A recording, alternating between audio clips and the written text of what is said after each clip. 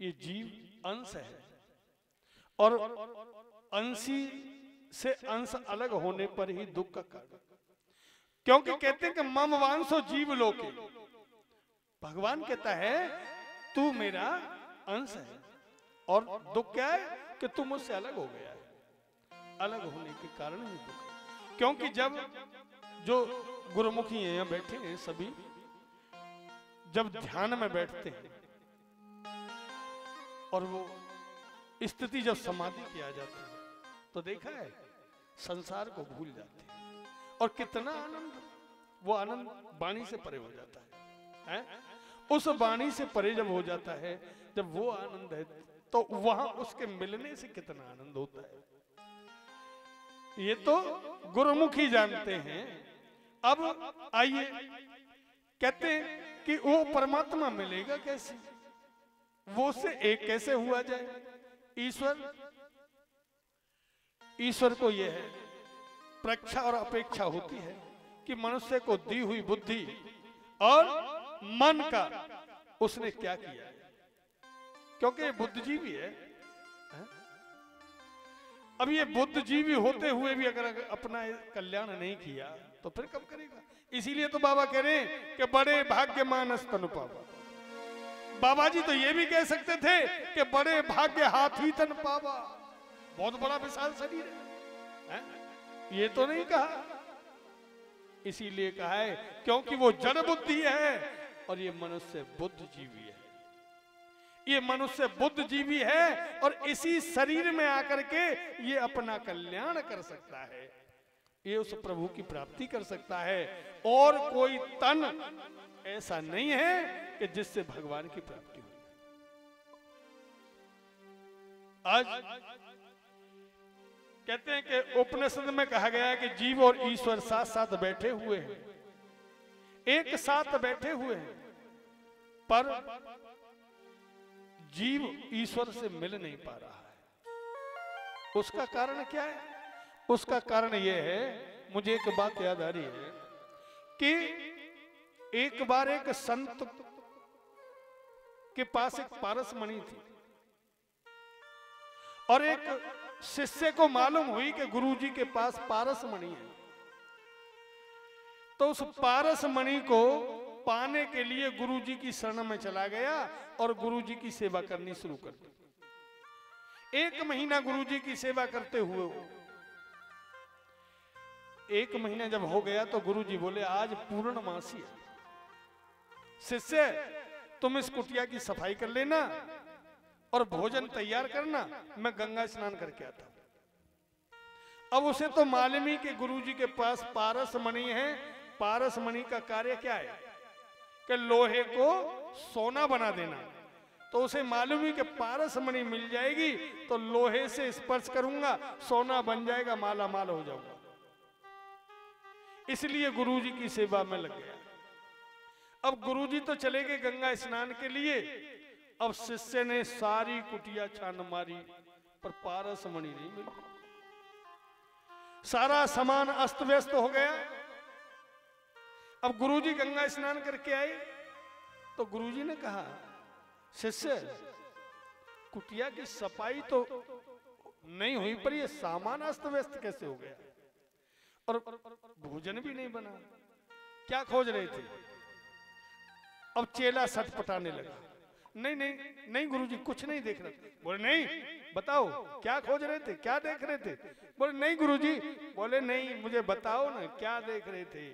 बोले गुरुजी मैंने सुना आपके पास पारस मणि है, मैं वो पारस मणि देख रहा था। बोले नहीं मिली।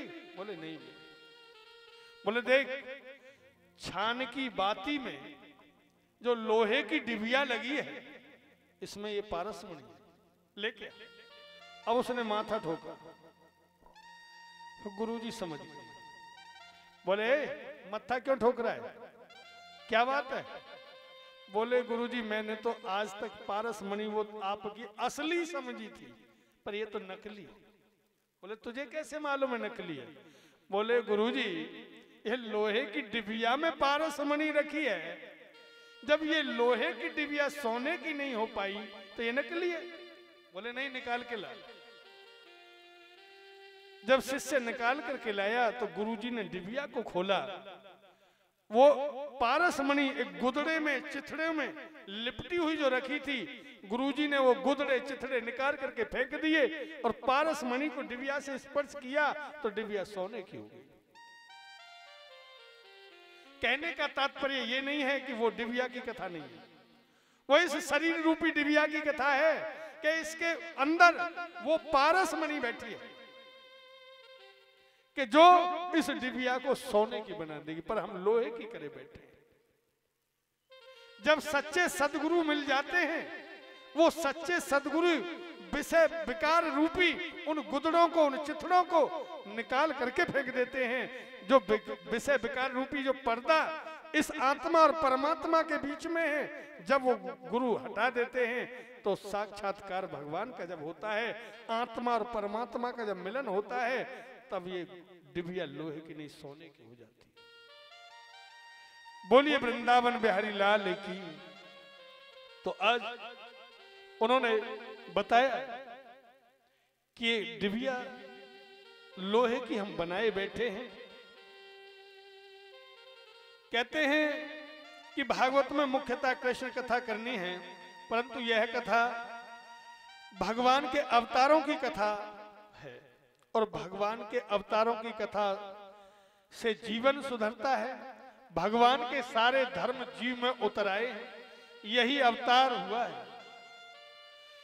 क्योंकि तीसरे अध्याय में भगवान के 24 अवतारों की कथा संक्षेप में कही गई है। पहला अवतार हुआ है सनत कुमारों का। थोड़ा ध्यान देंगे, छोटी सी बात है। देखिए, ये कथाएं कहीं बाहर से नहीं हो रही हैं, कथाएं केवल इस शरीर के ऊपर है। और जब इन कथाओं को समझ करके कथा के श्रोता राजन परीक्षित थे और वक्ता श्री सुखदेव जी जैसे थे, तो उनका वो भगवान में विलय हो गए, उनका कल्याण हो गया। अगर आप इन कथाओं का श्रवण करने पर अपने में जब उतार लें तो ईश्वर कल्याण कर देंगे। पहला अवतार हुआ सनत कुमारों का। ये सनत कुमार सनक, सनंदन, सनातन, संत कुमार 4 ऋषि कुमार थे और आयु में सबसे बड़े थे, पर 5-5 बरस के से बालक लगते थे और कौपीनधारी थे। इनका अवतार हुआ, ये ब्रह्मचर्य का अवतार है। जीवन में ब्रह्मचर्य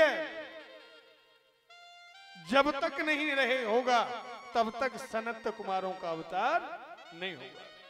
ये ब्रह्मचर्य का अवतार है। अगर ब्रह्मचर्य पालन करने से अंतःकरण शुद्ध होता है, पहला कदम है ब्रह्मचर्य। दूसरा अवतार हुआ है 12 भगवान का, अर्थात श्रेष्ठ दिवस।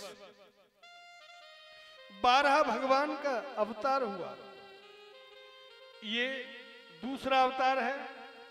जिस दिन सत्य कर्म हो, क्योंकि 12 भगवान का अवतार हुआ और उन्होंने जाकर के हिरण्याक्ष का वध किया और पृथ्वी को लेकर के आई।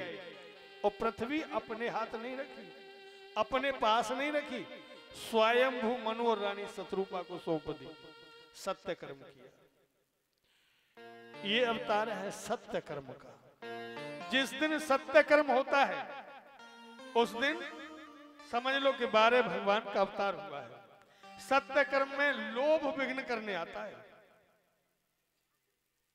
अगर 12 भगवान लोभ करते कि पृथ्वी तो मैं लाया हूं, हिरण्याक्ष को मैंने मारे हो, मैं तो न दे रहा हूं स्वयंभू मनु है, मैं तो अपने पास रखूंगा, तो फिर सृष्टि चलती। लोभ विघ्न करने आता है सत्य कर्म में। अगर आप कोई सत्य कर्म करना है, कहीं मंदिर में दान देते देते हाथ रुक जाए, अरे 100 रुपया दे रहे हो, 50 ही दे दे, काम चल जाएगा। क्योंकि लोभ ने, भीतर से लोभ ने रोक दिया। लोभ है, लोभ सत्य कर्म में विघ्न करता है। इसलिए 12 भगवान का अवतार जो हुआ है वो संतोष का है। उन्होंने तो संतोष रखा, पृथ्वी को लाए और स्वयं मनु को सौंप दी, तुम जानो तुम्हारा कब है। तो ये दूसरा अवतार हुआ है। तीसरा अवतार हुआ नारद जी का, यह भक्ति का अवतार है। देखिए, जहां ब्रह्मचर्य का पालन हो, अंतःकरण शुद्ध हो जाए और संतोष हो मन में, तो वहां भक्ति आती है। ये तीसरा अवतार नारद जी का है, वहीं भक्ति आएगी। नारद जी जब ही आएंगे। चौथा अवतार हुआ है नर नारायण का। नर और नारायण का अवतार है चौथा। जब भक्ति आ जाती है और भक्ति उस नर से नारायण का प्रत्यक्ष कराती है, साक्षात्कार कराती है, तो वो अवतार चौथा है नर नारायण का है। पांचवा अवतार वह है कपिल देव भगवान का। ये ज्ञान और वैराग्य का अवतार है। कपिल भगवान ने अपनी मां को ज्ञान दिया है। ज्ञान और वैराग्य क्यों? मां को ज्ञान देने के, पैदा होने के बाद मां को ज्ञान दिया और ज्ञान देने के बाद त्याग करके कहा संगम पर चले गए, इलाहाबाद में जाकर के कुटिया बना ली, वहां वैराग्य हो गया। ये ज्ञान और वैराग्य का अवतार है। और छठा अवतार है दत्तात्रेय का। ये 5 गुण जब मनुष्य के जीवन में उतर आते हैं तो छठे गुण पर दत्तात्रेय आ जाते हैं।